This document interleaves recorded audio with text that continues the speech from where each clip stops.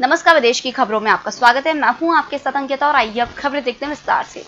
Corona virus महामारी के बीच सबकी निगाहें अमेरिका की एस्ट्राजेनेका कंपनी पर टिकी हुई थी।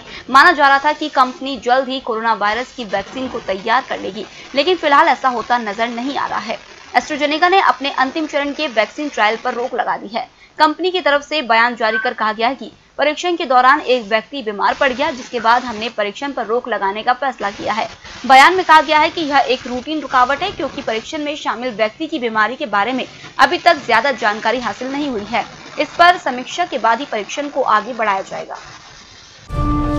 अमेरिका में चुनाव को लेकर घमासान तेज होता जा रहा है। राष्ट्रपति डोनाल्ड ट्रंप डेमोक्रेटिक उम्मीदवारों पर जमकर हमला बोल रहे हैं। चुनाव प्रचार के दौरान ट्रंप ने उपराष्ट्रपति पद की उम्मीदवार कमला हैरिस को भी निशाने पर लिया है। ट्रंप ने कहा है कि लोग कमला हैरिस को पसंद नहीं करते हैं, वह अमेरिका की पहली महिला राष्ट्रपति नहीं बन सकती हैं।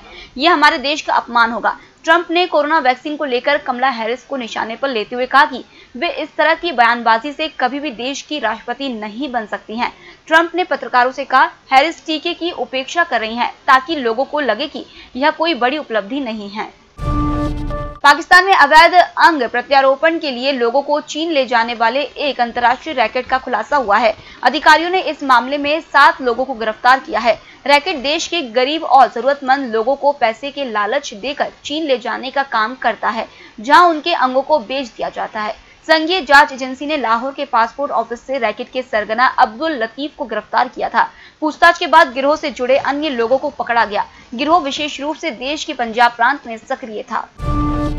चुनावी फंड के मामले में डोनाल्ड ट्रंप कुछ वक्त पहले तक जो बाइडेन से आगे थे। यह उनके लिए फायदेमंद था, ठीक वैसे ही जैसे 2012 में बराक ओबामा और 2004 में जॉर्ज बुश के कैंपेन में हुआ था। 2016 में प्रचार के दौरान ट्रंप ने काफी खर्च किया था। इस चुनाव की शुरुआत में भी वे मजबूत दिखाई दे रहे थे, लेकिन अब ऐसा नहीं है। जब ये माना जा रहा था कि जो बाइडेन डेमोक्रेटिक कैंडिडेट होंगे, तब रिपब्लिकन पार्टी के पास $20 करोड़ का कैश एडवांटेज था। अब उनकी बढ़त खत्म हो चुकी है। 2019 में कैंपेन की शुरुआत से जुलाई तक ट्रंप की कैंपेन टीम के पास $110 करोड़ थे। इसमें से $80 करोड़ खर्च हो चुके हैं। अब उनकी टीम के कुछ लोगों को डर सता रहा है कि चुनाव में करीब 2 महीने बचे हैं और कैश की दिक्कत सामने आ गई है। ब्रिटेन सरकार ने इंग्लैंड में कोरोना के मामले तेजी से बढ़ने पर नियम सख्त कर दिए हैं। अब यहां पर एक साथ 6 लोग नहीं जुट सकेंगे। पीएम बोरिस जॉनसन ने बुधवार को प्रेस कॉन्फ्रेंस में इसकी जानकारी दी। इंग्लैंड में पिछले 3 दिनों में संक्रमण के 8,500 मामले आए हैं। इससे यहां कोरोना की दूसरी लहर का खतरा बढ़ रहा है। पूरे ब्रिटेन की बात करें तो यहां अब तक 3,52,000 से ज्यादा मामले आए और 41,000 से ज्यादा की जान जा चुकी है। श्रीलंका में मर्डर के मामले में मौत की सजा पाने वाला नेता ने मंगलवार को सांसद के तौर पर शपथ ली। 45 साल के प्रेमालाल जयशेखरा श्रीलंका की सत्तारूढ़ श्रीलंका कुंडुजन पार्टी के नेता हैं। उन्हें 2015 में एक चुनावी रैली के दौरान विरोधी पार्टी के एक्टिविस्ट की गोली मारकर हत्या कर दी थी। इसी साल जुलाई में जयशेखरा को मौत की सजा सुनाई गई थी। हालांकि कोर्ट का यह फैसला उनके पर्चा दाखिल करने के बाद आया, जिससे उन्हें चुनाव लड़ने की इजाजत दे दी गई है। जयशेखरा ने जेल में रहते हुए ही चुनाव लड़ा और जीत गए। चीन के दोस्त भी अब उससे दूर होते जा रहे हैं। थाईलैंड को एक वक्त उसके सबसे करीबी मित्र राष्ट्रों में गिना जाता था। हालांकि यह तस्वीर भी अब बदल रही है। थाईलैंड सरकार ने चीन को नुकसान पहुंचाने वाले 2 बड़े फैसले किए हैं। पहला 2017 में हुई सबमरीन डील टाल दी है। दूसरा, बंगाल की खाड़ी में नहर बनाने का कॉन्ट्रैक्ट चीन को देने से इनकार कर दिया है। 2015 में थाईलैंड और चीन के बीच नेवल हार्डवेयर और इक्विपमेंट्स की खरीद पर बातचीत शुरू हुई। 2017 में थाईलैंड ने 3 सबमरीन खरीदने का सौदा किया।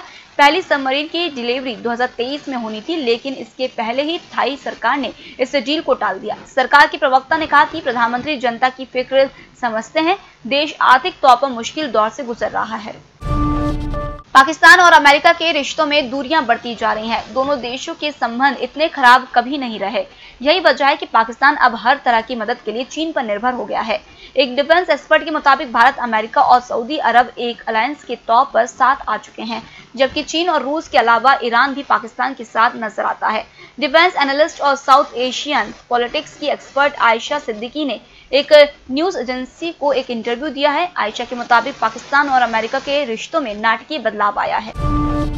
दुनिया में कोरोना वायरस के अब तक 2,76,81,763 मामले सामने आ चुके हैं। इनमें 1,97,33,597 मरीज ठीक हो चुके हैं। फिलहाल इस बुलेटिन में इतना ही। आप बने रहिए EMS टीवी के साथ। नमस्कार।